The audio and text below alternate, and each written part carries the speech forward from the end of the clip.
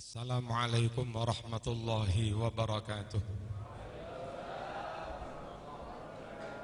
Bismillahirrahmanirrahim. Alhamdulillahi haqqa hamdih. Wassalatu wassalamu ala man la nabiyya min ba'dih. Sayyidina Muhammad wa ala alihi wa sahbihi wa jundih. Amma ba'd. Ayyuhal haflul kiram minal muslimina wal muslimat, ittaqullaha haqqa tuqatihi wa la tamutunna illa wa antum muslimun. Para masyayikh, para kiai, para ulama, Ibu Nyai Haji Dharma sekeluarga yang sangat kami muliakan, pimpinan Majelis Taklim Dharma Bangsa, Pak Dokter siapa tadi? Pak Dokter Basuki Yusuf sekeluarga. Semoga senantiasa diberi kesehatan dan umur panjang oleh Allah Subhanahu wa taala. Seluruh jamaah rahimakumullah, saya yakin semua pasti ada hikmahnya. Alaihissallahu bi ahkamil hakimin. Saya biasanya ngaji serius, padat, intensif. Kalau yang hadir ribuan malah enggak masuk. Tapi justru yang hadir 10 orang, 20 orang malah masuk semua. Sehingga pas saya yang ngaji, yang hadir sedikit, malah saya alhamdulillah, semoga materi bisa terserap semua. Justru kalau saya ngaji, lalu yang hadir ribuan, malah saya khawatir enggak masuk. Bapak Ibu rahimakumullah, mau enggak mau kita mesti mati. Kullu nafsin dha'iqatul maut. Setiap makhluk hidup pasti mengalami kematian.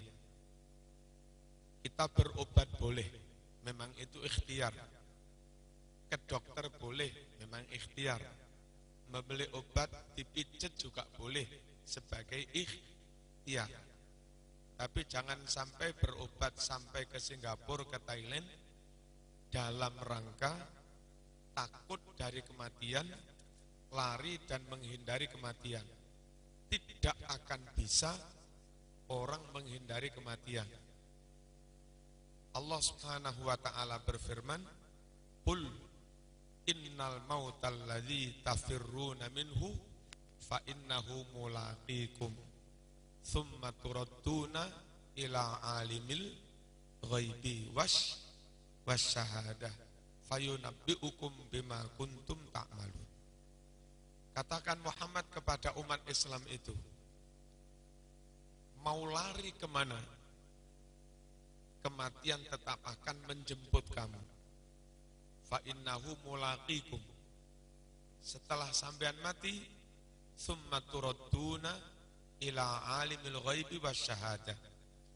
Lalu kalian dipertemukan, disowankan kepada Allah Subhanahu wa taala untuk bertanggung jawab atas semua amal perbuatannya, dihisab oleh Allah Subhanahu wa ta'ala. Bahkan andai kita bikin cor-coran yang sangat tebal, lalu kita bersembunyi di dalam gedung cor-coran itu, malaikat Israel tetap bisa menembus cor-coran itu. Apa? Beton itu. Allah Subhanahu wa ta'ala berfirman, "Aynama takunu yudrikkumul mautu walau kuntum fi burujim musyayyadah." Dimanapun kamu berada, kapanpun kamu berada, pasti kematian akan menemui kamu, ajal akan menemui kamu. Oleh karena itu para jamaah rahimakumullah, karena kematian itu suatu kepastian, keniscayaan, tidak ada pilihan lain kecuali mempersiapkan diri. mau lari, mau berobat, mati tetap mati. Ada orang menumpuk-numpuk harta dengan harapan kalau hartanya banyak, kaya, gizinya cukup, vitamin cukup, makanan cukup, dikirain umurnya panjang. Enggak taunya malah kena rampok, mati duluan. Umurnya malah pendek. Enggak taunya kena komplikasi, enggak taunya kena asam urat, malah umurnya pendek. Beberapa orang kadang berpikiran seperti itu. Dikiranya kalau hartanya banyak, ATM banyak, umur panjang. Seperti orang-orang kafir juga seperti itu. Jama'a malahu wa'addadah, yahsabu anna malahu akhladah, kalla la yumbadanna fil khutamah. Orang kafir itu senantiasa jama'a malahu wa'addadah, senantiasa menumpuk-numpuk harta dan menghitung-hitungnya. 1 juta, 1 miliar, 5 miliar, enggak taunya kena KPK tambah. Yahsabu annama lahu akhladah. Dia kira harta yang menumpuk-numpuk itu membuatnya berumur panjang, membuatnya kekal. Enggak bisa. Kematian enggak peduli kaya miskin, istilah wong Malang, wayai mati pancet mati. Apa itu kalau sini? Kalau wayai mati pancet mati. Lah ya, dipersiapkan kayak apapun, berobat kayak apapun, lari dari kematian kayak apapun, kalau memang saatnya ajal tiba, ya tetap mati. Masya Allahu kana wa ma lam yasha lam yakun. Apapun yang Allah kehendaki pasti terjadi, dan kalau Allah belum menghendaki, ya tidak terjadi. Imam Ali Zainul Abidin bin Husain bin Ali bin Abi Thalib, buyutnya, cicitnya Rasulullah sallallahu alaihi wasallam, berkata begini, banaitu amri ala arba', banaitu amri ala arba', saya bangun prinsip kehidupan saya di atas 4 prinsip pokok. Yang pertama, alimtu anna akhira umri al-mautu fasta'dattu. Setelah saya merenung, membaca dalil-dalil, akhirnya saya yakin pada suatu kesimpulan, akhirnya pasti mati. Pasti mati, enggak bisa tidak. Karena saya berkesimpulan akhirnya mesti mati, fasta'dattu, maka pilihan yang paling baik adalah mempersiapkan diri menghadapi mati. Enggak bisa dihindari, mempersiapkan diri. Yang kedua, wa alimtu anna dunya laisat dara iqamatin bal tariqun ilal watan ay al akhirah.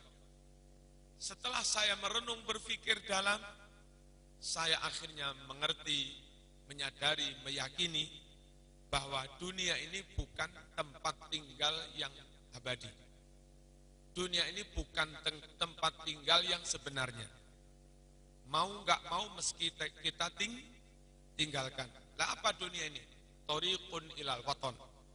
Hanya perjalanan menuju negeri yang sebenarnya, yakni surga Allah Subhanahu wa taala bagi yang beruntung, atau neraka bagi yang celaka. Karena dunia itu hanya perjalanan menuju akhirat, faja'altu taqwa zadi, maka saya jadikan bekal menuju akhirat itu takwa kepada Allah Subhanahu wa ta'ala. Yang ketiga, wa alimtu anna rizqi la ya'kuluhu ghairi fatma'nantu. Setelah saya merenung berpikir, saya berkesimpulan yakin sepenuhnya bahwa kalau memang itu jatah rezeki saya, gak mungkin dimakan orang lain. Kalau si perawan yang cantik itu memang ditakdirkan menjadi istri saya, nggak mungkin dinikahi orang lain. Kalau memang kursi DPR itu jatah bagi saya, nggak mungkin dilunggui orang lain. Saya yakin apa yang sudah ditakdirkan Allah pasti terjadi. Karena semuanya sudah digariskan oleh Allah, termasuk kalau itu jatah rezeki saya, nggak mungkin dimakan orang lain. Karena itulah fatma'nantu. Saya kerja tenang, tidak terlalu bertele-tele, tidak terlalu menggebu-gebu, tidak terlalu berambisi, tidak terlalu serakah. Saatnya sholat, saatnya kerja, saatnya zakat, saatnya pengajian, saya kerja, saya ikhtiar. Memang itu wajib diperintah. Namun dengan pikiran dan hati yang tenang, tidak terlalu, istilah Malangnya, enggak ngoyo-ngoyo. Apa enggak ngoyo-ngoyo? Enggak perlu ngoyo-ngoyo. Wong kalau takdir sampean melarat, mau dikejar kayak apa rezeki itu, ya tetap melarat. Kalau sampean digariskan Allah kaya, meskipun ya kerja, ya berjuang, ya kerja, ya ngajar TPQ, ya kerja, ya wiritan, karena dipakai jamaah, wiritan, ngajar TPQ dan sebagainya, tentu waktu bekerja berkurang. Tapi takdirnya kaya, ya tetap kaya. Ini sekedar ta'addud bin nikmah. Kemarin lusa, saya harus mengeluarkan uang karena banyak orang membutuhkan. Enggak taunya saya dapat SMS dari Papua. Ustaz, ini ada sedikit dari saya tak transfer ke sampean. Loh begitu. Wong diam-diam ya tahu-tahu dapat apa transfer itu? Takdir sudah takdir. Makanya kerja ya kerja tapi tenang. Ada orang disuruh zakat khawatir melarat, disuruh infak khawatir melarat, disuruh sedekah khawatir melarat, disuruh jamaah wiritan khawatir tokonya nanti malah sepi. Khawatir aja. Saya yakin itu takdir. Saya kerja, memang itu wajib, tapi tetap dengan perasaan, pikiran yang tenang. Kemudian wa alimtu anna amali la ya'maluhu ghairi. Wa alimtu anna amali la ya'maluhu ghairi. Fajtahadtu. Setelah saya renungkan dalam-dalam, saya yakin sepenuhnya kewajiban saya, amal saya harus saya sendiri yang mengerjakan. Dalam saya yakin sepenuhnya kewajiban saya, amal saya harus saya sendiri yang mengerjakannya. Nggak mungkin dikerjakan orang lain.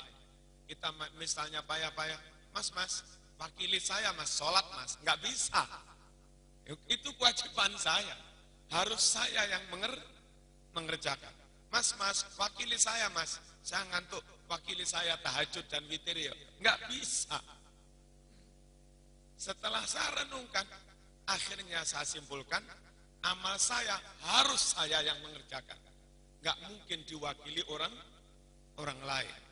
Makanya fajtahadtu, saya pun berijtihad, bermujahadah, berjihad, bersungguh-sungguh melakukan amal ibadah, meningkatkan kualitas maupun kuantitas dengan harapan mati dengan husnul khotimah. Bapak Ibu rahimakumullah, karena itu semua Rasulullah sallallahu alaihi wasallam dalam hadis riwayat Imam Tirmidzi berpesan, ittaqillah haitsuma kunta wa atbi'is sayyi'atal hasanata tamhuha wa khaliqin nas bi khuluqin hasan. Ittaqillah haitsuma kunta, bertakwalah kepada Allah, laksanakan perintah, jauhi larangan, ibadah, taat, seterusnya.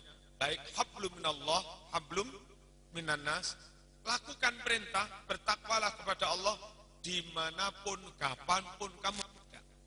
Apa enggak cukup takwa sekarang besok tidak? Apa enggak cukup takwa di masjid, di jalan tidak? Oh enggak cukup. Pesannya Kanjeng Nabi, dimanapun, kapanpun Anda berada. Tetap bertakwa. Mengapa? Karena kematian itu nggak mesti itu tadi. Bisa mati di rumah, bisa mati di kantor, bisa mati di jalan, bisa mati tua, bisa mati muda, bisa mati di masjid, bisa mati pas iman, bisa mati pas kafir, bisa mati pas taat, bisa mati pas melakukan kemaksiatan. Lah, karena mati itu nggak tentu, bisa terjadi kapanpun, dimanapun, maka supaya husnul khotimah yang dianjurkan Nabi, bertakwalah dimanapun, kapanpun Anda berada. Di rumah kita bertakwa, saat beres, halal haram juga beres, nutup aurat beres, berbakti kepada orang tua beres. Di rumah kita bertakwa, kalaupun mati di rumah, mati husnul khotimah, mati bertakwa. Di jalan kita bertakwa, enggak nyerobot hak jalannya orang lain, enggak melanggar aturan yang sudah ditetapkan pemerintah, enggak nyogok-nyogok aparat dan seterusnya, enggak buka-bukaan aurat di jalan, enggak ugal-ugalan di jalan, mengerti hak orang lain, bisa jadi ugal-ugalan membahayakan orang lain. Di jalan pun saya bertakwa. Sambil perjalanan jauh, saatnya sholat, mampir masjid sholat, saatnya juga mampir melakukan. Kalau di jalan saya bertakwa pada Allah, mati di perjalanan pun juga mati husnul khotimah. Kalau di pasar saya takwa kepada Allah, saya nimbang beres, di pasar saya enggak boleh curang, di pasar saya enggak boleh mengurangi timbangan, takaran, di pasar saya enggak boleh berbohong, di pasar saya enggak boleh macam-macam, enggak boleh istilah Malang nganak nih duit. Apa nganak nih duit? Apa istilah sini apa? Udah. Membungakan duit. Saya di pasar, di toko tetap takwa kepada Allah. Meskipun toko laris kayak apa, saatnya sholat saya tetap sholat. Meskipun susah payah kayak apa, saya mengumpulkan laba dikit-dikit. Kalau sudah nisab, saya juga zakat. Ketika kita berdagang, juga tetap bertakwa. Mati sebagai pedagang, mati di pasar, juga mati husnul khotimah. Jadi camat, jadi lurah, jadi DPR, menghindari riswah, uang sogokan, menghindari curang, menghindari pengkhianatan, dan seterusnya. DPR lurus, camat lurus, lurah lurus, PNS juga lurus, ngurus sertifikasi juga lurus-lurus, nggak curang-curang. Kalaupun akhirnya kita mati jadi PNS, mati jadi camat, juga mati husnul khotimah. Lantaran mati itu terjadi dimanapun, kapanpun, maka untuk antisipasi supaya mati di mana-mana husnul khotimah, Nabi menganjurkan bertakwalah dimanapun Anda berada. Bertakwalah kapanpun Anda berada. Sehingga sebagai antisipasi kematian, kalau kita dimanapun bertakwa.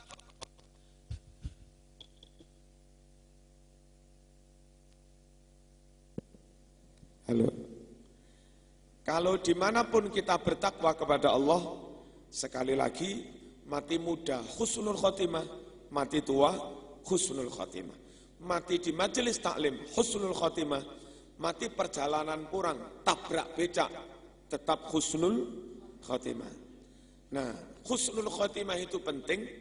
Siapa yang mati iman, siapa yang mati Islam, siapa yang mati dengan akidah yang benar, dengan amal yang benar, apalagi bisa mengakhiri hidup dengan kalimat la ilaha illallah, pasti surga, pasti surga. Imam Muslim meriwayatkan, man kana akhiru kalamihi la ilaha illallah dakhalal jannah. Barang siapa sampai akhir hayat tetap pada prinsip kalimat la ilaha illallah, pasti masuk surga. Mati iman, mati tauhid, mati Islam, mati husnul khotimah. Dan sebaliknya, Orang meskipun dulu pernah Islam, sampai tua juga Islam, mungkin sudah haji 50 kali. Namun kalau sebelum mati dia keluar dari Islam, sebelum mati dia musyrik, sebelum mati dia murtad, sebelum mati dia kafir, sebelum mati masuk Kristen, masuk Hindu dan seterusnya, akhirnya mati murtad, maka sia-sialah seluruh amal ibadahnya. Dan ancamannya masuk neraka selama-lamanya. Itulah yang namanya mati su'ul khatimah.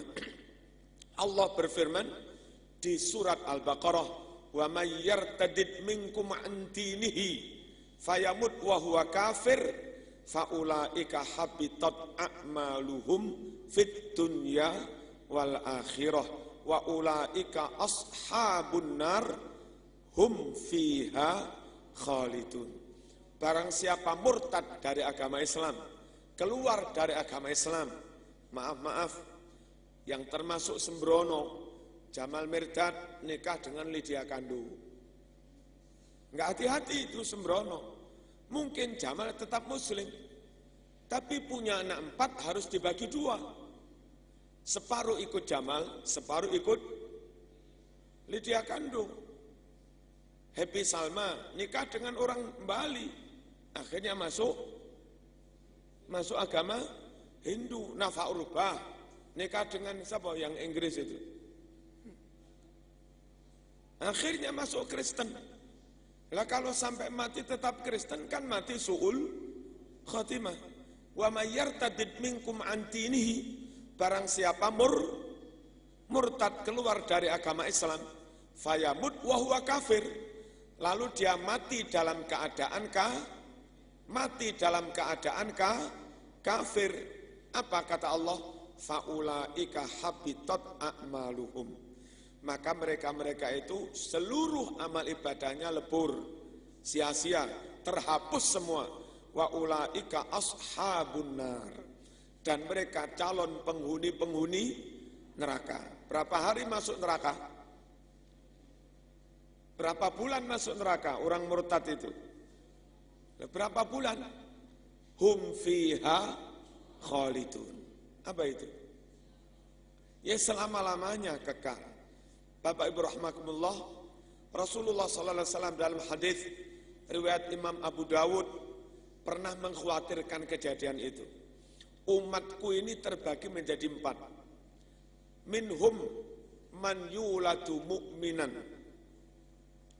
Man yuladu mu'minan wa ya'ishu mu'minan wa yamutu mu'minan. Ada umatku yang terlahir sebagai muslim, mukmin, sepanjang hidup tetap muslim, mukmin, dan sampai mati tetap muslim, mukmin. Itulah mati husnul khatimah. Wa minhum man yuladu kafiran wa ya'ishu kafiran wa yamutu mu'minan. Ada juga yang terlahir non muslim, bapak punya Kristen, anaknya Kristen, sampai tua tetap Kristen, tapi dilalah pas dia sakit atau tabrakan mobil apa dibawa ke rumah sakit Islam, RSI, yang menangani dokter muslim, perawat juga perawat muslim. Saat sakitnya semakin parah, oleh dokter dibimbing baca asyhadu alla ilaha illallah. Pak, mumpung belum mati Pak, ayo ikuti saya. Asyhadu alla ilaha illallah wa asyhadu anna Muhammadar Rasulullah. Adalah yang beruntung begitu. Setelah berhasil membaca syahadat, mati. Kan mati iman dah. Mati husnul khatimah. Lah begini ini juga ada. Lahir kafir, hidup kafir, sebelum mati membaca syahadat, mati Islam, mati iman, mati husnul khatimah. Wa minhum man yulatu mu'minan wa ya'ishu mu'minan wa yamutu kafiran. Ada yang terlahir sebagai muslim mukmin, mungkin orang tuanya pengurus NU juga, sepanjang hidup juga tetap muslim mukmin, mungkin mudin tukang imami tahlil. Tapi wa yamutu kafiron, matinya mati kafir. Dan peristiwa itu pernah terjadi di Malang. Kira-kira 4 tahun yang lalu ada seorang kiai mati Kristen lantaran dia sembrono itu gegabah, sakit malah berobat di rumah sakit RKZ, berobat di rumah sakit Kristen 2 minggu. Setiap hari yang dilihat salib, karena rumah sakit Kristen setiap ruangan ada salib. Setiap saat dia melek, yang dilihat salib. Enggak ada tulisan Allah di rumah sakit Kristen itu. Nah, menjelang ajal, Gus Niam, dokter ini putranya Mas Duki, itu kebetulan pas besuk di situ, berusaha membimbing kiai ini untuk mengucap la ilaha illallah. Ternyata gagal, enggak berhasil. Malah kiai ini menolak, menggelengkan kepala, tidak mau. Sebentar lagi si pastor datang mengajak kiai itu berhaleluya. Monggo kiai, haleluya atas nama Allah, Tuhan Bapa yang ada di surga, Roh Kudus, Yesus. Kiai itu mau menirukan, terus mati. Dalam mati Kristen, mati kafir, mati musyrik, mati su'ul khatimah. Lah begini ini. Makanya punya rumah sakit Islam itu penting. Sudah punya toh Cirebon? Harus punya rumah sakit NU. Harus punya rumah sakit NU. Urunan, apa urunan ini sini? Urunan.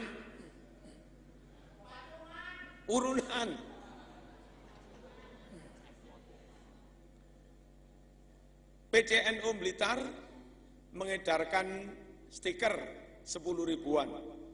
Diperkirakan nanti kalau bisa bayar semua, terkumpul sekitar 5 miliar. Cukup untuk membangun rumah sakit.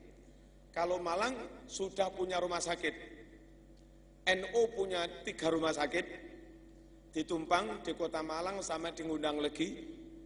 Muhammadiyah punya 2 rumah sakit, Aisyah sama Unmu. Sana banyak rumah sakit Islam. Sehingga insya Allah untuk mengakhiri hidup dengan husnul khotimah banyak sarana. Masukkan ke rumah sakit Islam, dokternya muslim, perawatnya muslim, pas sampean mendekati ajal, tidak disuntik, tapi dibimbing baca la ilaha illallah. Saya ulangi lagi, ada orang yang terlahir muslim, selama hidup muslim, matinya mati kafir karena masuk di rumah sakit Kristen itu. Wa minhum man yulatu kafiran wa ya'ishu kafiran wa yamutu kafiran. Ada juga yang terlahir kafir, orang tuanya kafir, selama hidup juga kafir, mateknya kafir juga. Na'udzubillah min dzalik. Nah, karena ada macam-macam begini, maka sekali lagi supaya kita husnul khotimah, marilah kita jaga iman kita, marilah kita jaga agama kita, salat kita, ibadah kita, dan seluruh keluarga kita, anak, istri, menantu, cucu, semuanya. Qu anfusakum wa ahlikum nar. Jaga dirimu, anak istrimu, menantumu, buyutmu, cucumu, jangan sampai masuk neraka. Caranya gimana? Dijaga jangan sampai kena pengaruh gereja. Dijaga jangan sampai kena pengaruh pergaulan bebas. Dijaga jangan sampai kena pengaruh, maaf, aliran liberal. Dijaga jangan sampai kena pengaruh aliran-aliran di luar Ahlus Sunnah wal Jamaah. Khawatir nanti enggak diterima Allah Subhanahu wa ta'ala. Bapak Ibu rahimakumullah, lalu apa yang harus kita lakukan untuk menghadapi kematian itu? Persiapan apa yang harus kita miliki, dimiliki istri kita, dimiliki suami kita, dimiliki anak dan cucu kita untuk menghadapi kematian? 1, Jangan pernah keluar dari Islam. Sesulit apapun, sesusah apapun, semelarat apapun, apapun resikonya, pokok tetap la ilaha illallah. Enggak boleh ditawar-tawar lagi. Apapun resikonya sudah. Dibunuh silahkan. Tetap la ilaha illallah. Mending mati dibunuh, tapi tetap la ilaha illallah. Ketimbang kita enggak berani mati, akhirnya masuk Kristen, toh akhirnya juga mati juga. Ingat di kitab Qaumi Utughyan ada cerita dari Syekh Nawawi Banten kan, yang mensarai kitab Qaumi Utughyan itu. Beliau menceritakan dulu di zaman Khalifah Umar bin Abdul Aziz pernah terjadi peperangan antara tentara Islam dengan Romawi, Kristen, Itali. Usai perang, 20 tentara Muslim ditawan. Satu dari 20 tawanan tentara Muslim itu dipanggil raja, terus ditawari begini, ente tetap Islam atau masuk Kristen? Kalau tetap Islam, tak penggal leher sampean, tak potong lehermu. Kalau mau masuk Kristen, saya angkat menjadi gubernur. Orang ini kuat keyakinannya. Diancam kayak apapun gak takut. Apa dia bilang? Raja, engkau bisa memotong leher saya. Tapi jangan berharap bisa memotong iman saya. Silahkan, saya siap mati demi Islam. Akhirnya orang ini dibawa ke medan, ke alun-alun, disaksikan orang banyak, dipenggal. Masih ada kesadaran beberapa detik kepala ini. Begitu kepala jatuh, gelundung ke kanan sambil membaca ayat, ya ayyatuhan nafsul mutmainnah irji'i ila rabbiki radiyatan mardiyah fadkhuli fi ibadi wadkhuli jannati. Husnul khotimah dia. Sudah putus itu masih sempat baca ayat begitu. Wahai jiwa, wahai hati yang teguh mempertahankan keyakinan tauhidnya, mutmainnah, silahkan Anda husnul khotimah, kembali kepada Allah, masuk surga. Fadkhuli fi ibadi wadkhuli jannati. Orang yang kedua dipanggil lagi, ente seperti temanmu, kalau masuk Kristen tak jadikan gubernur, kalau tetap Islam tak penggal lehermu. Ngelihat temannya husnul khotimah, yang kedua kepingin husnul khatimah. Oh silahkan raja, silahkan potong. Saya tetap Islam, apapun resikonya.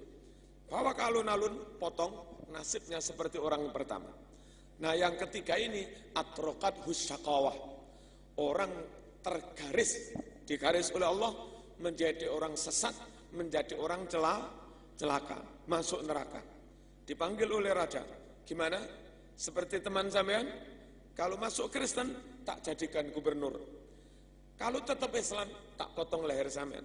Akhirnya, saya pengen jadi gubernur, pengen jadi pejabat. Oke, akhirnya dibaptis. Masuk Kristen, disyahadatkan ala Kristen.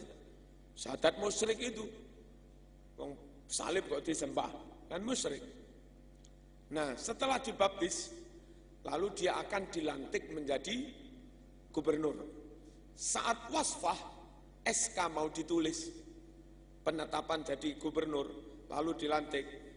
Si patih, wazir, perdana menteri, usul kepada sang raja, raja, jangan gegabah, mestinya diuji dulu, dites dulu. Jangan-jangan dia masuk Kristen ini pura-pura aja. Kristen bener apa enggak? Dites dulu. Gimana cara ngetes? Kan masih ada 17 itu tentara muslimin. Untuk membuktikan dia benar-benar Kristen, suruh dia bunuh 17 tentara muslim itu. Kalau enggak berani membunuh, berarti hatinya masih Islam. Kalau dia tega membunuh temannya, berarti benar-benar Kristen. Akhirnya disuruh begitu, mau dia. Membunuh teman-temannya itu mau. Demi ambisi jabatan gubernur, rela membunuh temannya. Kadang-kadang kita juga begitu. Demi ambisi menjadi DPR, rela mencurangi temannya sendiri. Setan-setan itu ada aja begitu. Setelah membunuh temannya, Akhirnya mau dilantik oleh raja. Si wazir Perdana Menteri usul lagi, Raja, coba dipikirkan kembali. Ini jangan-jangan orang ini malah membahayakan. Coba pikirkan. Teman muslim dari dulu, dari kecil dia berteman. Itu loh dia tega membunuhnya. Hanya karena ambisi jabatan. Orang ini membahayakan. Kalau kau angkat jadi gubernur, nanti dia marah sedikit, rakyatmu dibunuh. Marah sedikit, rakyatmu dibunuh. Saya usul orang ini dibunuh aja. Karena membahayakan. Akhirnya dibunuh juga. Takdirnya takdir mati su'ul khatimah. Dibawa ke medan, ke alun-alun, disaksikan orang banyak, potong lehernya, dan kepala ini maaf, jatuh dan berguling-guling ke arah kiri. Tidak ke kanan. Tidak kumpul dengan dua kepala yang husnul khatimah tadi. Lah begini, persiapan yang paling utama, sampai kapanpun dalam kondisi apapun, kita tetap pada prinsip la ilaha illallah. Udah, barangkali zaman kuliah di Australia di mana-mana, pengaruhnya kayak apapun, tetap pegangi itu, kalimat tauhid, la ilaha illallah. Yang kedua, tidak hanya la ilaha illallah, tapi akidahnya harus benar. Lesan sampean, Jawa Timuran, lambemu, sama lambe ini, cangkem. Lesan sampean, la ilaha illallah, tapi ternyata pemahamannya, faham sampean, akidah sampean salah.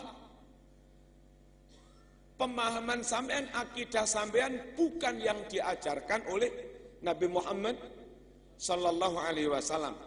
Ikut paham yang sesat, ikut paham yang menyimpang. Ini juga enggak benar. Maaf, Nabi selama Nabi hidup tidak pernah mengolok-olok Abu Bakar, tidak pernah mengkafir-kafirkan Abu Bakar, tidak pernah memurtad-murtadkan Abu Bakar. Lalu sekarang ada golongan Syiah,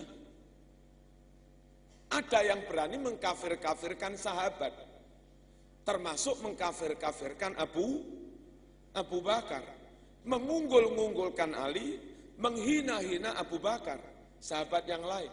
Memuji Ali itu tidak salah, tapi mengkafirkan Abu Bakar itu salah. Nabi nggak pernah mengajarkan begitu.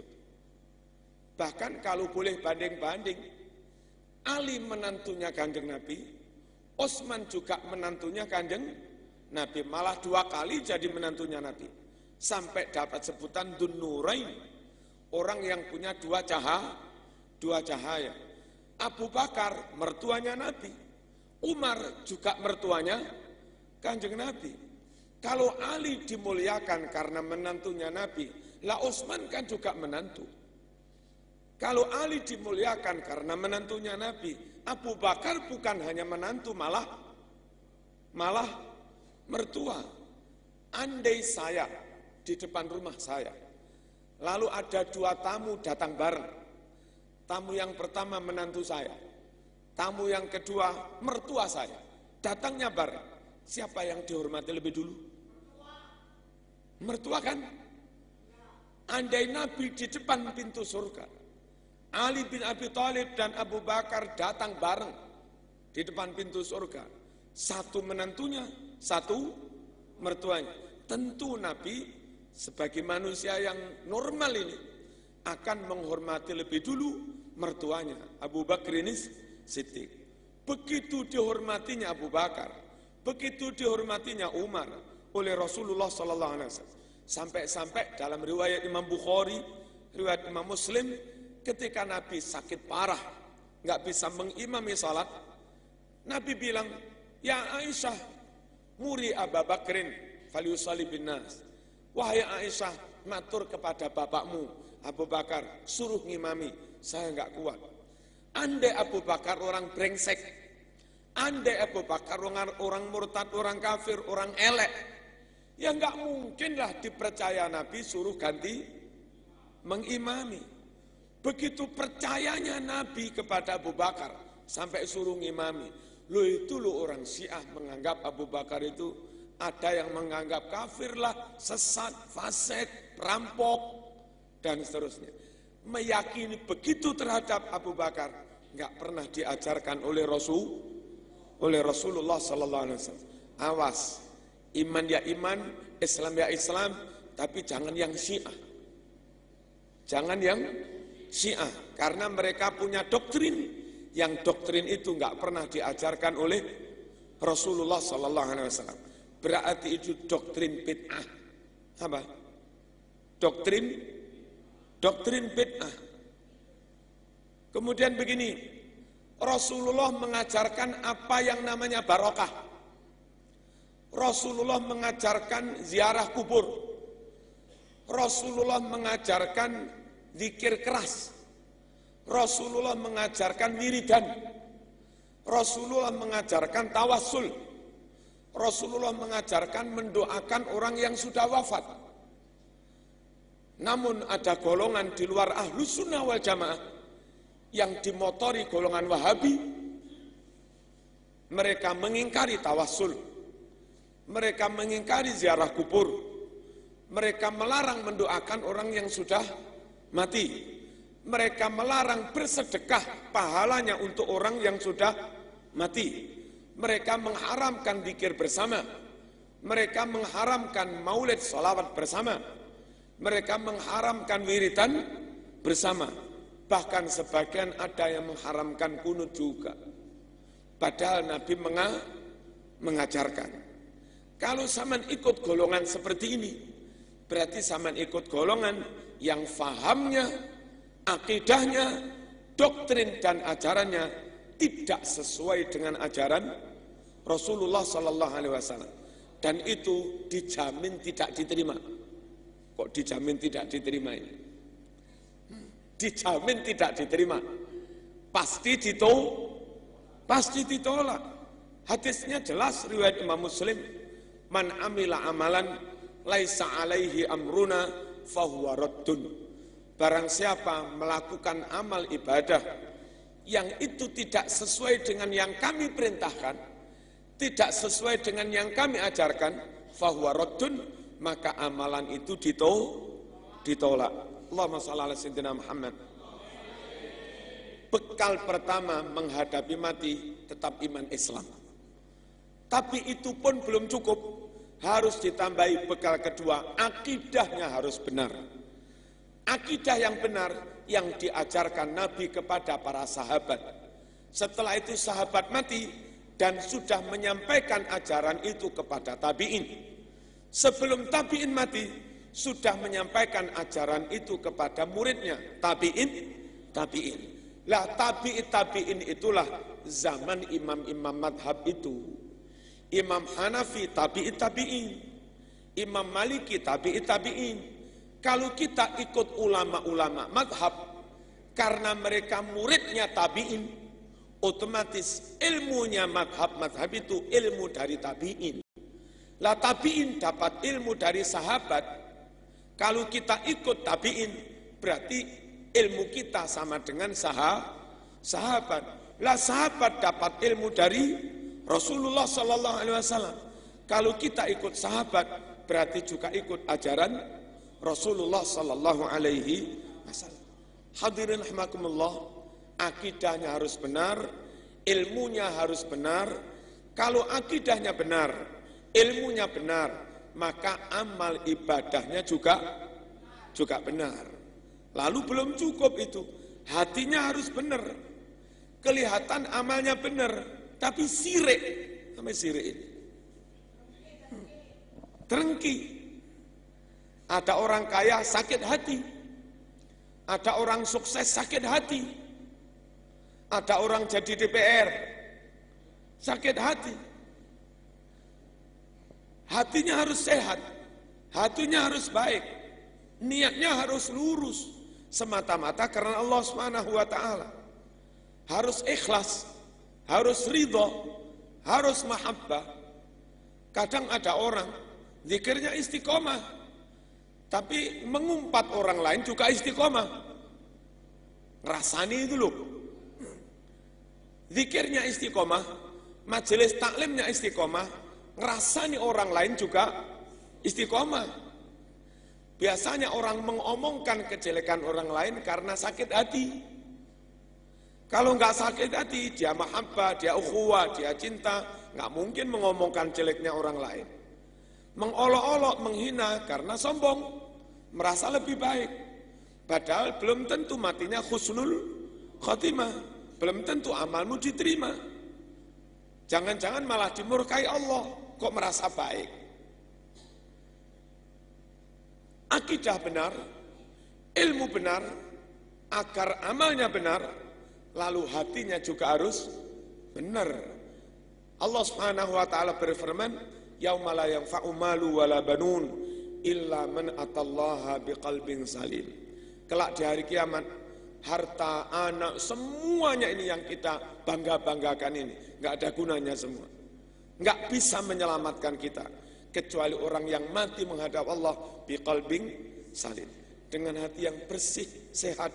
Dengki enggak ada, dendam enggak ada, sirik enggak ada, sombong enggak ada, full ridho, full ikhlas, full qanaah, full tawakal, full mahabbah, full sabar, enggak ada penyakit hati. Itu yang akan diterima Allah Subhanahu wa taala. Awas, yang dilihat Allah tidak hanya penampilan lahiriah, tapi lebih melihat hatinya.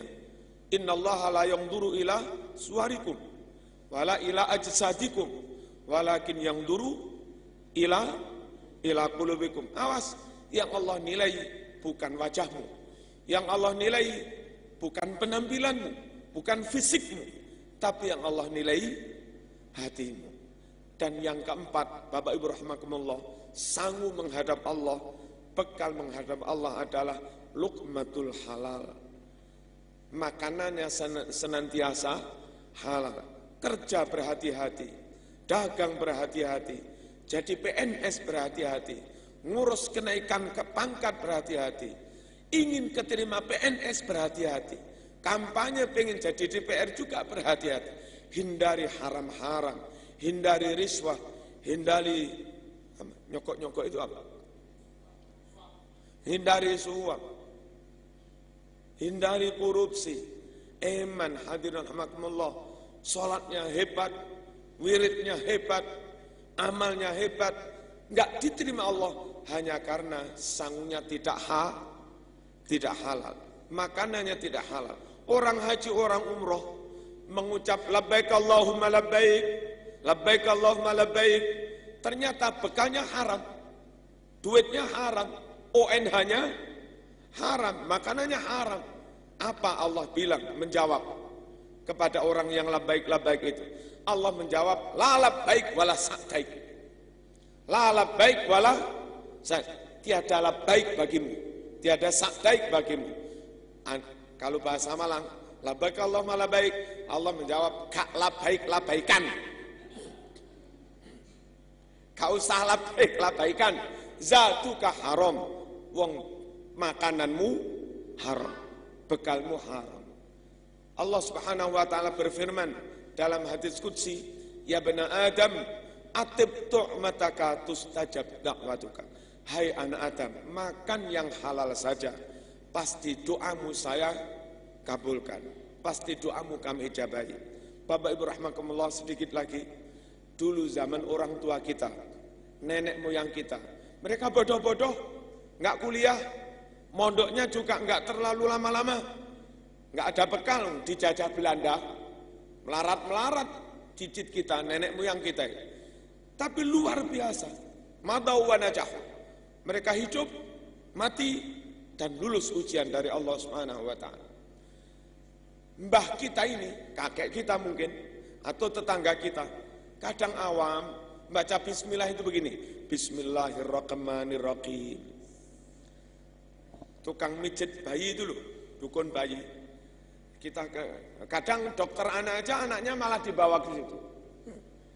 Dokter anak ini, anaknya malah dibawa ke tukang mijet bayi. Mbah, ini anak saya ini kok ini nangis saja, gini. Nah, tombo teko loro lungona bismillahirrahmanirrahim. Waras sembuh. Sekarang Ustadz berdoanya 1 jam tambah parah. Yang sakit itu diruqyah disuwuk 1 jam malah parah penyakitnya. Lah dulu orang desa, orang kuno nggak alim, nggak fasih. Wong baca aja Ar-Rahmanir-Rahim. Bismillahirrahmanirrahim. Allahumma sholli ala Muhammad wa ala ali wa ala Muhammad. Hatinya tulus, makanannya halal, nggak ada korupsi, nggak ada apa, malah diijabahi. Ya bani Adam, atib tu'mataka tustajab da'watuk. Hai anak Adam, makan yang halal saja, pasti doamu akan aku ijabahi. Bapak Ibu rahimakumullah, ada satu poin yang mau saya tekankan di sini, akidahnya harus benar, fahamnya harus benar, dan tetap ikut Ahlus Sunnah wal Jamaah. Mau tahu kesalahan-kesalahan orang di luar Ahlus Sunnah? Mau tahu kesalahan orang-orang di luar NU? 1. Riwayat Imam Bukhari, panjenengan perhatikan, panjenengan dengarkan. Riwayat Imam Bukhari, riwayat Imam Muslim, jelas sahih kan? Kalau riwayat Imam Bukhari tersebut dalam kitab Fathul Bari, Fathul Bari, juz 2, halaman 324, halaman 324. Sahih Muslim, juz 1, halaman 410. Di situ ditulis jelas, inna raf'as sauti bidzikri hina yansarifun nasu minal maktubah kana ala ahdin Nabi sallallahu alaihi wasallam. Bahwa mengeraskan bacaan zikir usai salat fardu yang kita menyebut wiritan. Tradisi zikir dibaca keras usai salat fardu itu sudah ada sejak zaman Rasulullah. Berarti sunnah Rasul melakukan itu. Tapi orang di luar NU malah mengharamkan. Bilang itu nggak ada hadisnya. Kan bohong, kan khianat. Lawang ada hadis Bukhari Muslim dibilang nggak ada. Andai orang itu begini, Mas itu ada hadisnya, tapi kami nggak mengamalkan, masih lumayan begitu. Masih mengakui, sudah nggak mengamalkan, mengingkari lagi, dan kepada orang awam bilang nggak ada hadisnya, kan bohong, wong ada.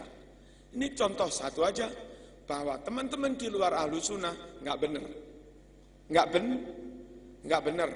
Kunut subuh jelas, Sahih Muslim juz 1 407. Kalau yang cetakan Timur Tengah yang gede-gede itu, kalau yang cetakan Indonesia kitabnya tulisannya kecil-kecil, termasuk cetakan Surabaya, Kudus, itu juz 1 halaman 222. Anas ditanya, hal qanata Rasulullah sallallahu alaihi wasallam fi sholati subhi? Qala na'am ba'da ruku'. Anas, apakah Rasulullah baca kunut subuh juga? Anas menjawab, iya, kunutnya setelah bangun dari ruku', rakaat kedua. Enggak ngamalkan terserah, memang enggak wajib. Tapi jangan ingkar, wong ada dalilnya. Kepada orang awam jangan bilang enggak ada hadisnya, wong ada, berarti bohong. Contoh kedua, bahwa orang-orang di luar Ahlus Sunnah kadang-kadang enggak benar itu, mengingkari. Kemudian bacaan bismillah, riwayat Imam Bukhari nomor 3451. Nomor 3451. Karena Rasulullah sallallahu alaihi wasallam yajharu bil basmalah. Karena Rasulullah yajharu bil basmalah. Adalah Rasulullah sallallahu alaihi wasallam mengeraskan bacaan bismillah. Monggo aja sampean lirih, tapi jangan mengharam-haramkan. Monggo aja enggak baca keras, tapi jangan membid'ahkan. Dan jangan pula kepada orang awam bilang enggak ada hadisnya. Yang lebih fair, ada mas itu hadisnya, tapi kami lebih seret, nggak usah keras-keras, ya monggo toh. Ini beberapa contoh, teman-teman di luar Ahlus Sunnah, kadang nggak benar seperti itu. Lah orang awam nggak tahu. Apalagi teman-teman seperti itu penampilannya lebih jreng. Kiai Ahlus Sunnah itu pakai kopiah ireng, pakai sarung. Mereka pakai apa? Penampilannya lebih mantep. Sehingga kadang orang awam itu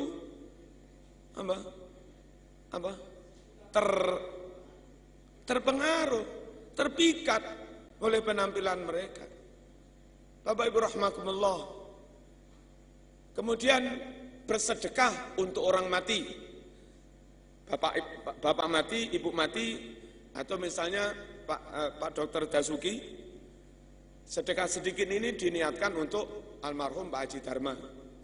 Misalnya, bolehkah seperti itu? Boleh. Boleh. Riwayat Imam Muslim, sahih tentu, nomor 1672. 1672. Riwayat Imam Bukhari 2563. 2563. Jelas. Di situ begini, ada orang laki-laki datang menghadap Rasulullah sallallahu alaihi wasallam. Terus bilang begini, "Ya Rasulullah, inna ummi tuwfiyat, fahallaha ajrun in tasaddaqtu anha." Wahai Rasulullah, ibu saya wafat. Apakah ibu saya kebagian pahala? Apakah ibu saya dapat pahala kalau kami anak itu mengadakan sedekah, lalu pahalanya kami niatkan, kami hadiahkan untuk ibu almarhumah. Nabi menjawab, "Na'am." Apa na'am? Na'am. Boleh kan berarti ya? Boleh. Yang mati juga dapat pahala. Kalau nanya sahih, sahih. Wong ini hadis Bukhari, Muslim. Bagi kami enggak melakukan, monggo memang enggak wajib. Tapi jangan membenah-benahkan orang yang melakukan. Jangan menyesat-nyesatkan. Dan orang awam jangan dibodohi, katanya enggak ada hadis, enggak ada tuntunan. Malah ada. Makanya pokoknya ikut ulama beres sudah. Terus kalau kita tetap ikut Ahlus Sunnah wal Jamaah, pertama itu tadi bukti sedikit aja bahwa itu ternyata benar.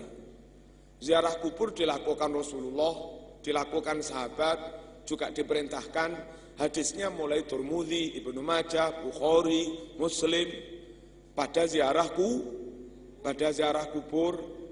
Kemudian maaf, kalau misalnya acara sedekah itu sampai 7 hari, biasanya kan sampai 7 hari, itu hadisnya juga jelas. Al-Hawilil Fatawa, kitab Al-Hawilil Fatawa, juz 2, halaman 178, halaman 178. Di situ dijelaskan bahwa orang mati itu selama 7 hari pertama mengalami ujian yang sangat berat. Untuk meringankan ujian berat mayit ini, maka sahabat-sahabat Nabi terbiasa bersedekah makan selama 7 hari, pahalanya untuk yang mati ini. Riwayat Imam Bukhari, ketika Aisyah ada keluarganya yang mati, lalu yang takziah sudah pada pulang, mayit sudah dikebumikan, dikubur, maka Aisyah menyuruh itu dimasak, susu itu disuruh membuat adonan, dimasak, lalu dituangkan di jenang tarik. Terus Aisyah bilang, monggo silahkan didahar. Kita juga seperti itu. Bapak mati, ibu mati, orang sudah dikubur mayit ini, lalu beberapa orang termasuk yang pulang dari kuburan, kita suruh mampir ke rumah, ayo makan sebentar. Genduren itu loh. Apa sih ini namanya? Selamatan setelah mayit dikubur itu apa namanya? Ungkur-ungkur. Enggak ada namanya? Enggak ada namanya? Udah. Apakah begitu dilakukan di zaman Nabi. Lah ini riwayat Imam Bukhari. Riwayat Imam Bukhari nomor 5417. 5417. Ada keluarga Aisyah wafat. Lalu ketika yang taziah sudah pada pulang, mayit sudah dikubur, Aisyah nyuruh masak, campur dengan sarit, setelah matang, monggo silahkan tidahar. Kata Aisyah, Nabi pernah bersabda, talbinah seperti ini, makan usai pemakaman mayit ini, yang adonyan susu juga, ini bisa meringankan beban orang yang menenteramkan hati orang yang sedih, susah, mengurangi rasa sedih. Itu riwayat Imam Bukhari. Dan kita biasa melakukan itu. Di Jawa Timur namanya buceng ungkur-ungkur. Di Jogja namanya sortanah.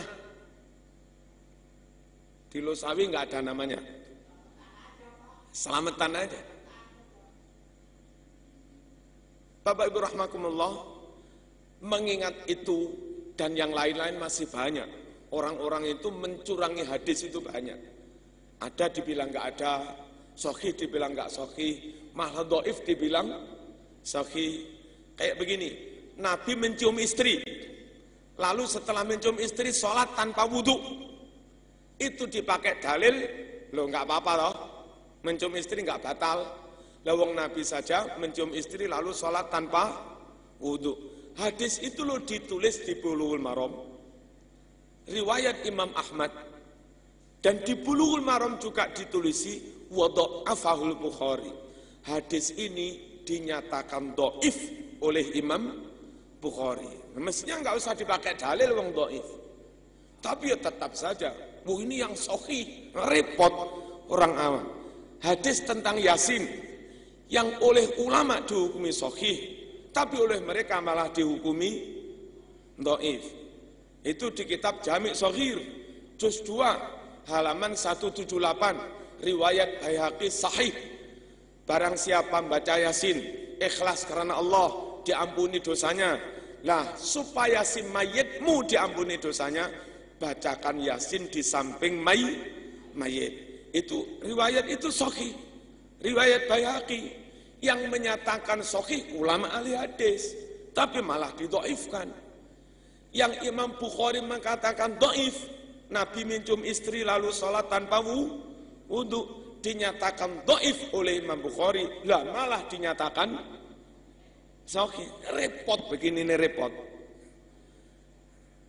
Yang paling bagus beli bakso dari ahli bakso.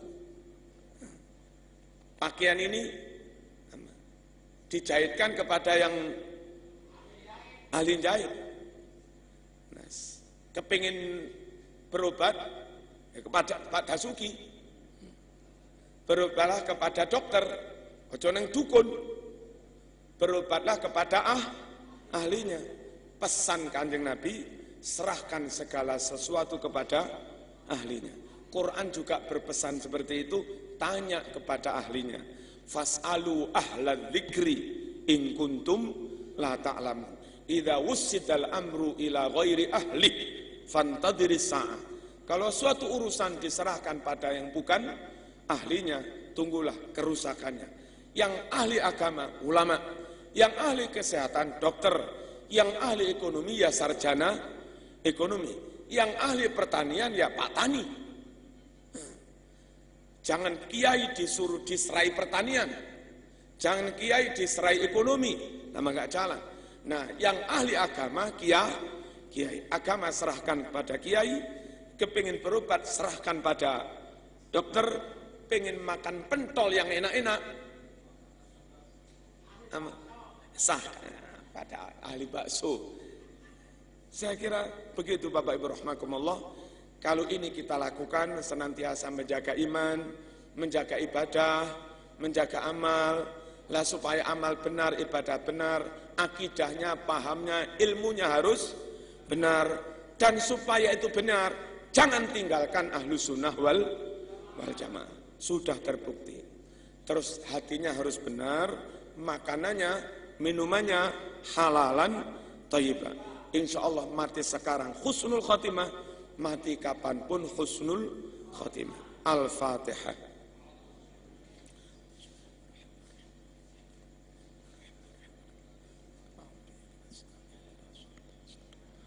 صراط الذين أنعمت عليهم غير المغضوب عليهم ولا الضالين. والسلام عليكم ورحمة الله وبركاته.